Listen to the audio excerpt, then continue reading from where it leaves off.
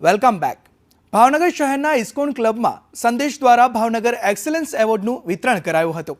અલગ અલગ ક્ષેત્રોમાં વિશેષ યોગદાન આપનાર કર્મયોગીઓને એવોર્ડ આપી સન્માનિત કરાયા હતા.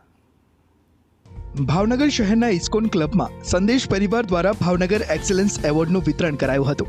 ભાવનગરના વિકાસમાં અલગ અલગ ક્ષેત્રોમાં વિશેષ યોગદાન આપનાર કર્મયોગીઓને પરંપરા પ્રમાણે સંદેશ દ્વારા એક્સલન્સ એવોર્ડથી સન્માનિત કરાયા હતા. ગૃહ રાજ્યમંત્રી હર્ષ સંઘવી અને સંદેશના માર્કેટિંગ મેનેજમેન્ટના ડિરેક્ટર રાહુલ શાહની ઉપસ્થિતિમાં મહાનુભાવોને એવોર્ડ એનાયત કરાયા હતા.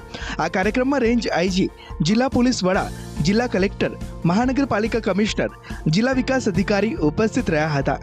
સંદેશને છેલ્લા 100 વર્ષની અંદર રાજ્યના પ્રત્યેક નાગરિકોનો વિશ્વાસ કેળવવામાં સફળતા પ્રાપ્ત થઈ છે.